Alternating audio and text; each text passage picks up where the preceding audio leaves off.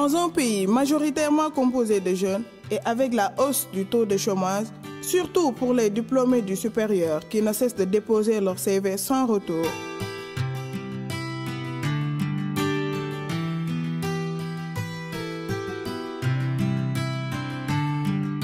l'entrepreneuriat reste une alternative sûre et efficace pour créer soi-même son emploi et pourquoi pas employer d'autres. Pour encourager ces jeunes qui aspirent à entreprendre, Milcrea vous offre chaque semaine votre émission Young Leader.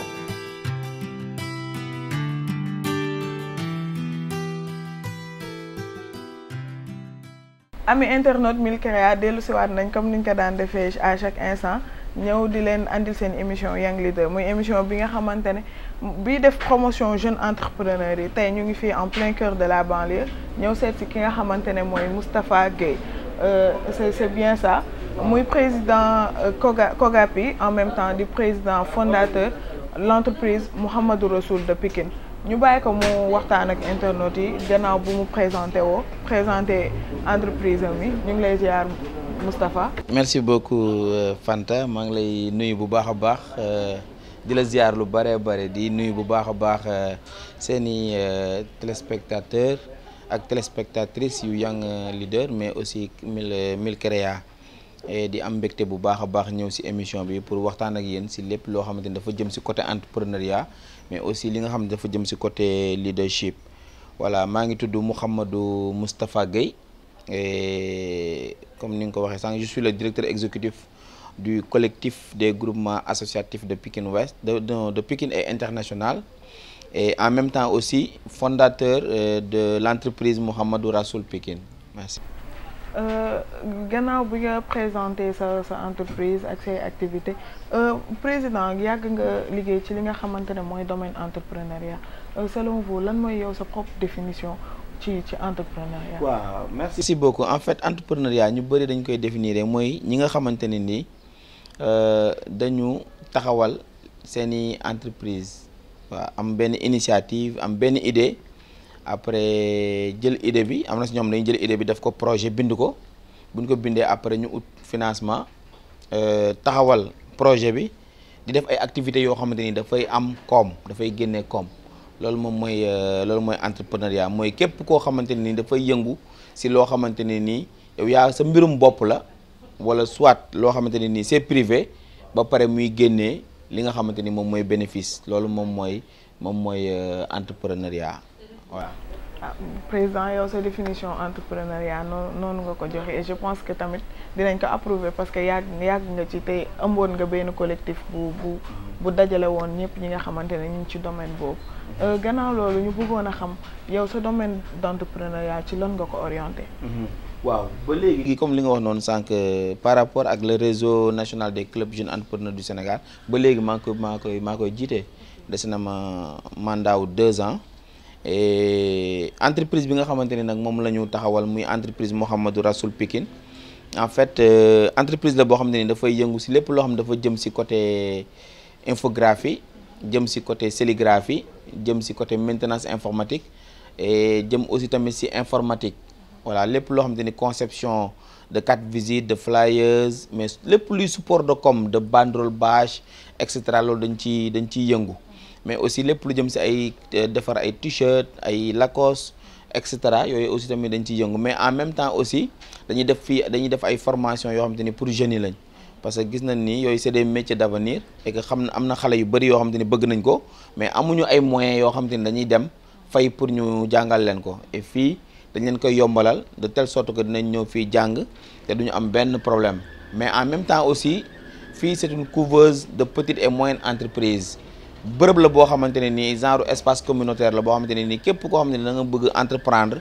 wala nga bëgg demal sa yëfu bopp sa entreprise bopp te amoo ay moyens amoo ay bureau amoo dara boo ñëwee fi dinañ la jàppale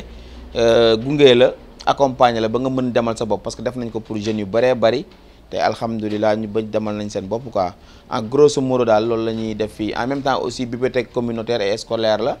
C'est fréquenté par les populations mais aussi élèves yi nga xamante ne ñoom ñoo nekk ci biir école bi voilà en grosso modo loolu la ñuy yëngu fii quoi. D'accord souligner nga tuuti ci ni ngeen di coiffer ñi nga xamante ne ay jeunes entrepreneurs lañ commencé ci seeni petite activité ñoom aussi soxla nañ accompagnement mise à part yéen seen accompagnement yi ngeen opté pour defal ko jeunes yooyu noonu aussi il y a des structures d'accompagnement yoo xamante ne c'est installé ici pour ki ñëpp ñi nga xamante ne dañuy dund ci dañuy yëngu ci domaine entrepreneuriat bi nan nga gisee ñoom seen liggéey en quelque sorte balaa ñuy en fait loolu moom dëgg la état bi am na ay mécanismes yu bari yoo xam ne da ko taxawal je peux citer quelques rek lu mel ni DER lu mel ni ONFP lu mel ni ANPEJ yooyu ay structure la yoo xamante ne nii état bi moom moo ko taxawal pour accompagner les jeunes entrepreneurs wala les jeunes yi nga xamante ni dañoo bëgg def formation et mu nekk ay structures yu baax vraiment sincèrement pour dire la vérité si conception bi vraiment ay structures yu macha allah lañ.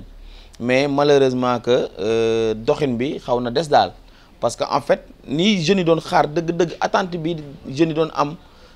bi jeunes yi amoon par rapport à ces structures là dafa des carrément quoi parce que je sais pas manque d'information la je sais pas manque de moyens la wala lan la exactement mais je pense que vraiment des na dëgg-dëgg parce que imaginez tey bu fekkoon ni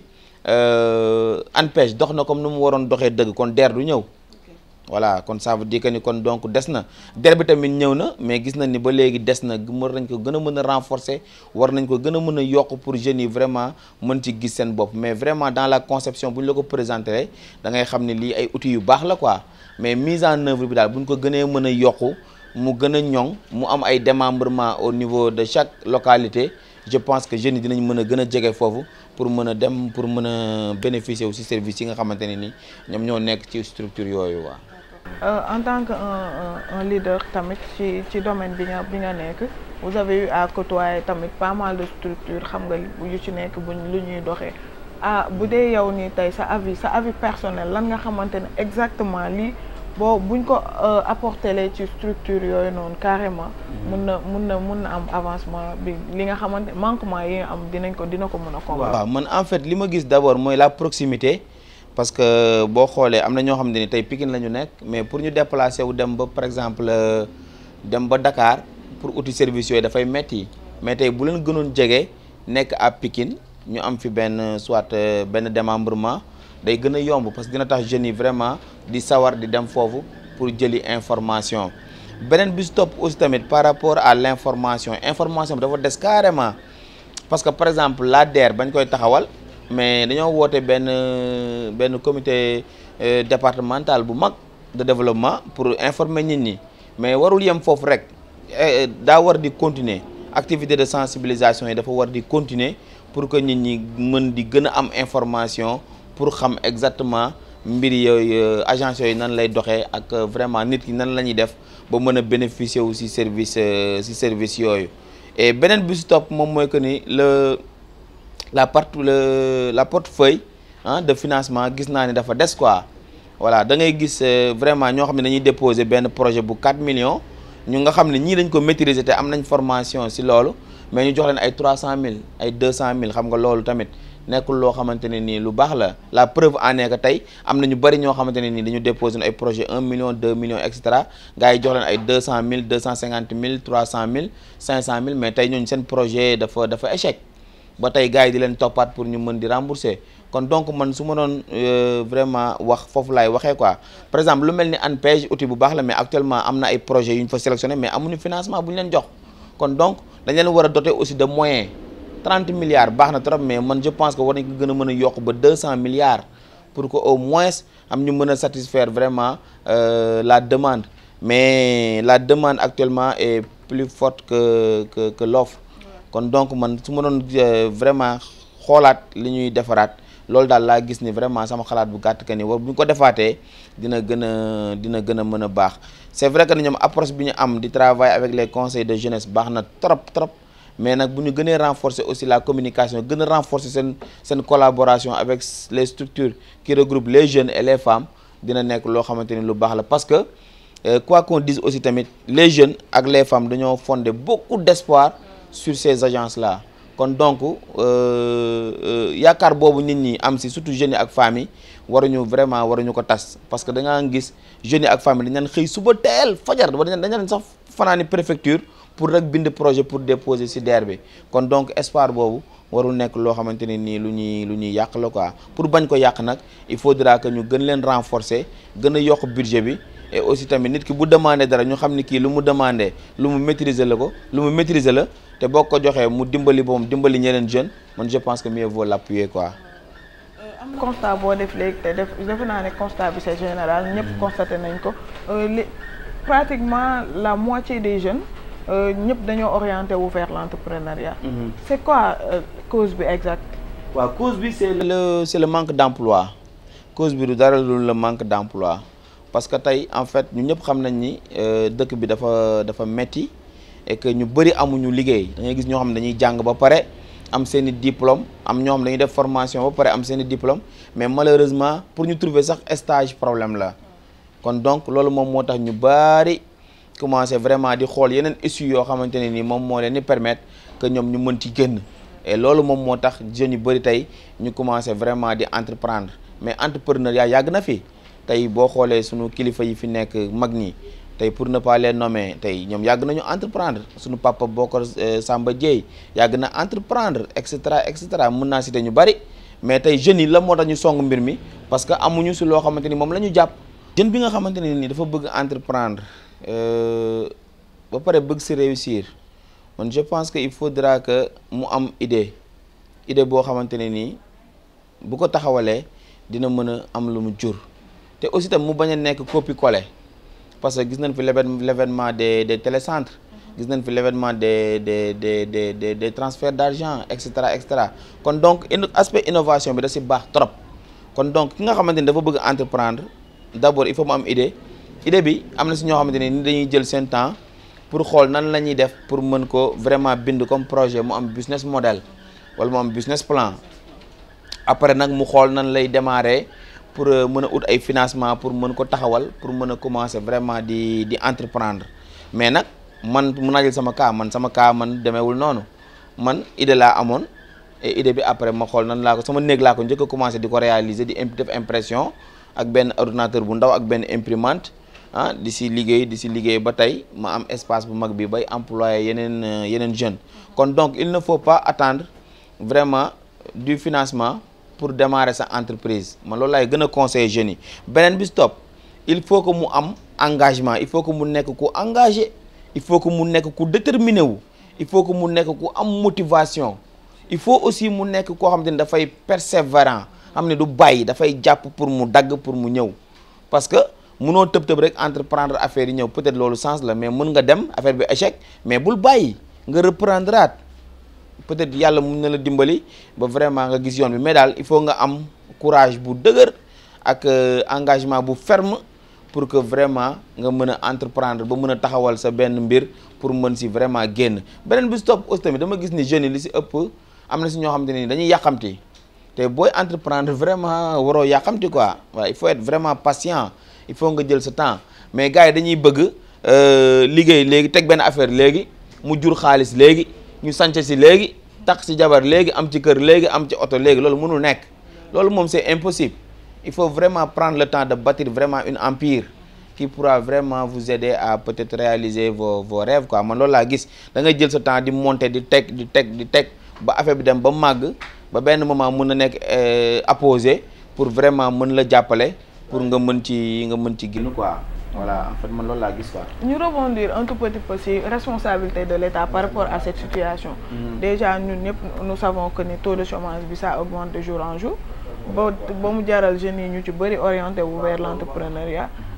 demande d'emploi bi xat na saturé na. Aussi ñoom lan mooy seen responsabilité en fait dem nañ teg aussi ay structures de financement pour que jeunes yi mën ci bénéficier wu créer seen entreprise parce que aussi quoi qu'on puisse dire nous avons une jeunesse boo xamante ne am nañ ay idées affaires yooyu noonu du coup ñoom ñëpp ku ci nekk am na lu mu war a mën a teg pour ñeneen mën cee bénéficier wu mais aussi structures yi tamit est-ce que c'est trop accessible ñu revenir un tout petit peu ci responsabilité de l'État en tant que tel. waaw sànq en fait xam nga boobu sànq wax naa ko quoi xam nga boo xoolee état bi vraiment def nañ ñoom li nga xamante ni moom la ñu war a def c'est vrai que ni peut-être mën nañ gën a yokk mais état bi au moins def na ay efforts taxawal ay agences yoo xamante ni c'est pour la promotion de l'emploi des jeunes et des femmes état bi loolu mu ngi koy def parce que xam na ni ñoom fonction publique ñëpp mënuñu faa dugg état xam na loolu parce que marché de l'emploi bi dafa saturé moo tax état bi teg yeneen mécanisme yoo xamante ne nii vraiment jeunes yi war nañ ci mën a gis ay buntu pour mën ci génn te Sénégal nag sincèrement pour dire la vérité am na ay jeunes yi jàmbaar am na ay femmes yi jàmbaar yi fi nekk yoo xamante ne nii xaaruñu état xaaruñu kenn ñoom dañoo jóg taxawal vraiment seen i petites et moyennes entreprises di vraiment di yëngu ñooñu dañ leen war a jàppale man ma ñëw fekk koo xamante ni dafa démarré ma appuyer ko moo ma gënal fop fekk koo xamante ne nii dafa bokk ci parti sama parti politique ma jox ko xaalis kon donc loolu responsabilité wu état la kon état kon war na mën a veiller de telle sorte que du affaire bi kenn du ko politiser parce que gis nañ agence yi fi jaaroon yëpp ñëpp fekkee nañ ko l'événement de ANPE l'événement de ANEJ ah voilà AGEP OFEJBAN et cetera ñun ñëpp xamoon nañ nu mu demee ba si yii nekk fii nii sax des fois nga dégg yoo xamante ne nii sax dafay xaw a doy waar des fois nga gis ñoo xam ne dañuy bénéficier wu si fonds yi ñoo xam ne waruñu si bénéficier wu parce que entreprendre ñu te vraiment defuñu loo xamante ne nii mën na jëmale vraiment l'économie kanam kon donc état responsabilité mu veiller ci loolu pour que ces structures là ne soient pas vraiment politisées beneen bi si topp c'est par rapport au suivi et je pense que loolu tamit dafa am solo parce que nit ki doo ko financer rek après bàyyi ko mu dem ba heure remboursé jot nga dem rek mu dem remboursé ji bu remboursé wul rek nga topp ko non man je pense que loolu aussi tamit warul demee noonu nit ki avant nga koy financer su fekkee amul formation da nga ko war a former su fekkee dafa am formation da nga war a renforcer ay capacités am pour que au fait loolu nga xamante ni da nga ko jox moom mu mën ci góorgóorlu mën ci génn mais su fekkee da nga fekk koo xam dafay naa ataaya fii ah nga jël vraiment amul benn qualification xamul sax luy entreprendre nga jox ko financer ko mais saa waay da koy noosee moo tax loolu aussi tamit man je pense que responsabilité wu vraiment état la quoi beneen bi si topp c'est la valorisation des jeunes entrepreneurs tey li ngeen di def ni Milcrea dafa rafet parce que yéen a ngi valoriser les jeunes entrepreneurs état loolu tamit responsabilité am la état dafa war a gis ay jeunes yoo xamante ne ni dañuy góorgóorlu di ñafe di vraiment teg ay mbir yoo xamante ne ni dafay dimbali la promotion de l'employabilité des jeunes et des femmes et que état bi ñëw teg ñooñu loxo ñëw valoriser ñooñu jox leen cër jàppale leen ba ñu nekk ci gox bi gis ni vraiment état bi mi ngi jàppale ñii di góorgóorlu loolu dina motiver ñeneen ñoo xamante ne nii vraiment ñu ngi toogoon bañ a def dara dinañ bu ñu gisee ñu motiver ñoom seen i morom ñoo xam ne ay jeunes entrepreneurs lañ ñoom dinañ jëngu aussi tamit pour jéem a teg dara pour góorgóorlu si pour état vraiment mën leen accompagner daa mel ni comme yéen tey rek ku leen fekkoon tey lii ngeen di def mu renforcer leen ngeen amoon 2 caméras gars yi jox leen 4 6 caméras 10 caméras yokk seen i kii jox leen benn espace doo leen fay dara ah jël en charge quelques éléments di leen fay subventionné leen mais dina am ñeneen ñoo xamante ni loolu mën na leen influencer en fait voilà waaw gisoo loolu wóor na ma man je sais que ni liggéey ak avec les moyens de bord que vous avez ak tout le travail que vous êtes en train d'abattre tey bu ñu leen appuyer woon dëgg mën ngeen employer ñu bari ba pare dimbali ñu bari pour ñu def stage parce que ñun suñu entreprise bu yem bi ñu yor rek et actuellement am nañ fi 5 employés yu fi nekk et am na ñoo xam ne ni ñu ngi fiy def formation am na ñoom ñu ngi fiy def stage te depuis ba ñu ko créé 2012 ak léegi plus de 50 jeunes jaar nañ fi tey ñenn ñi taxawal nañ seen entreprise ñenn ñi def nañ fi stage ba tey aujourd'hui ñu ngi ci ay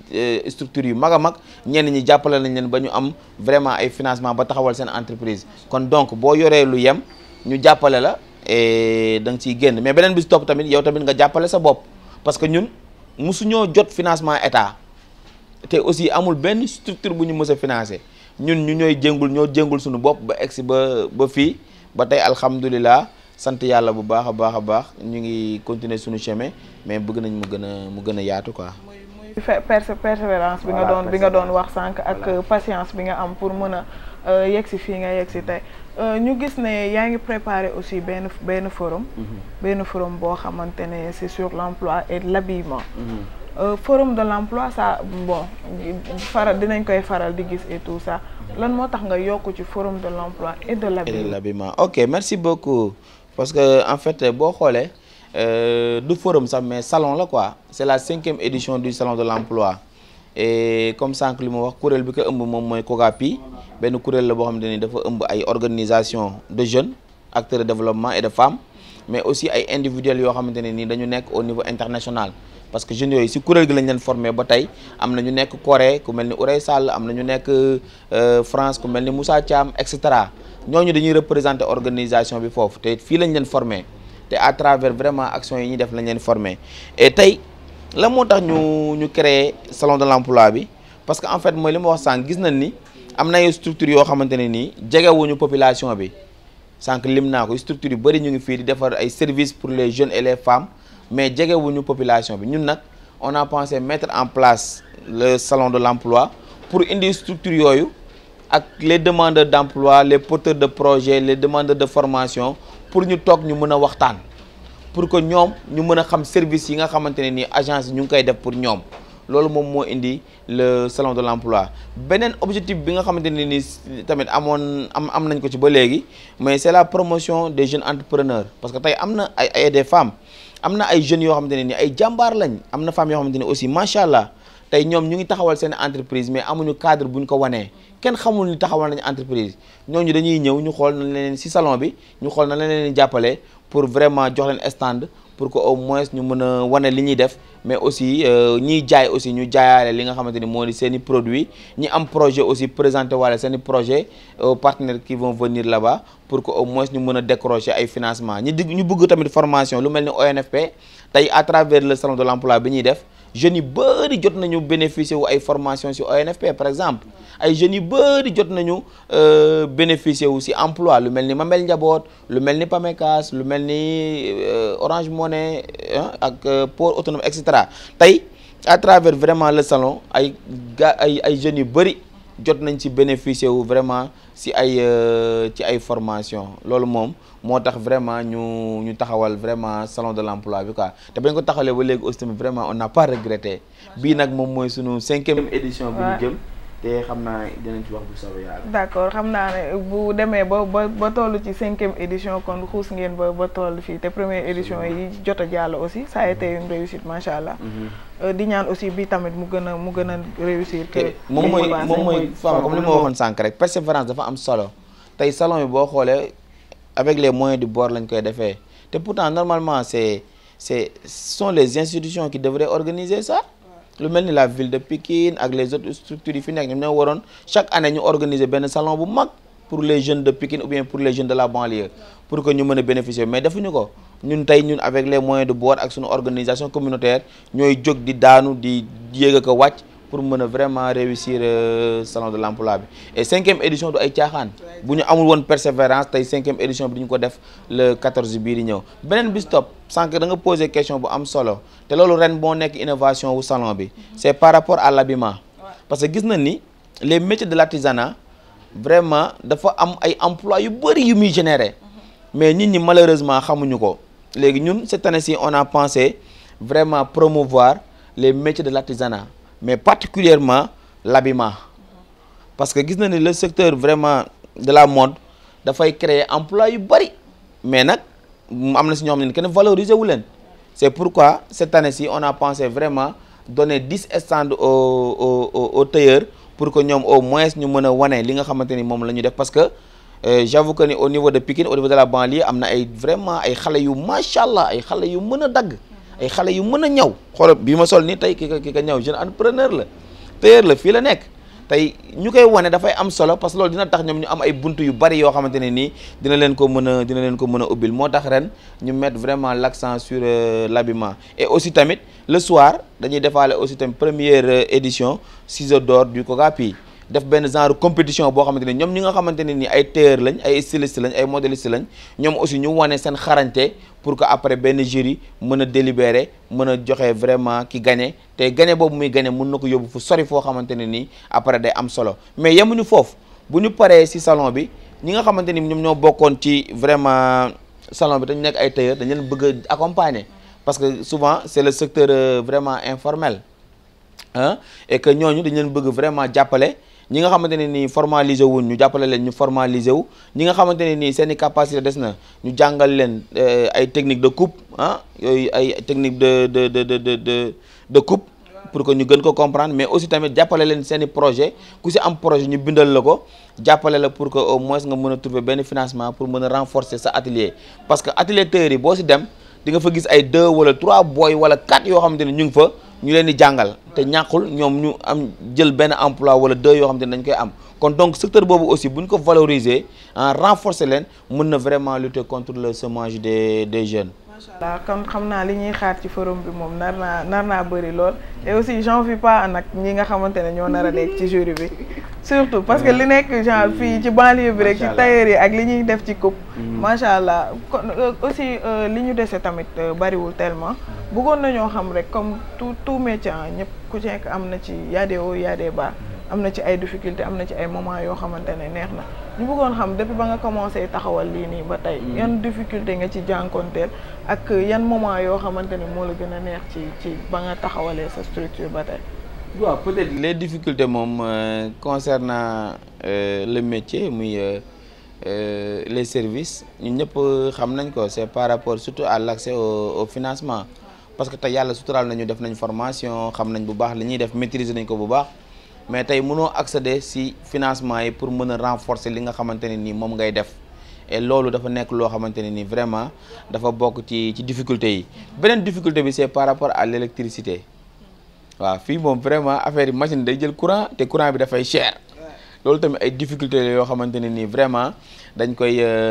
koy am et beneen bi stop c'est par rapport au matériel ah moom mooy technologie bu bees bi nga xamante ni des fois dafay ñëw par rapport à l'impression numérique matériel boobu aussi dafay cher trop kon donc boo amul ay yenn moyens yi vraiment doo si génn par exemple am na imprimante yoo xam ne ay imprimante A3 la dafay imprimer lu bëree bëri yooyu boo amul ay 800 000 doo ko am tey imprimante yu mag yi imprimer bâche yi yooyu tey boo amul ay 2 millions 3 millions doo ko am kon ça veut dire que kon loolu ay problème la yoo xamante ne nii vraiment ñu ngi koy jànkonteel te je sais que ni loolu tey gars yi bu ñu si appuyé woon lu mu dee machine bu si nekk rek dina créer 2 emplois wala 3 wala 4 emplois kon donc ça veut dire que ne secteur la boo xamante ne nii secteur bu am solo la et que dafay vraiment dimbali jeunes yi beneen bi si topp mooy les ordinateurs yi ordinateur pour nga liggéey bu baax il faut nga am ay MacBook te MacBook ñëpp xam nañu dafa cher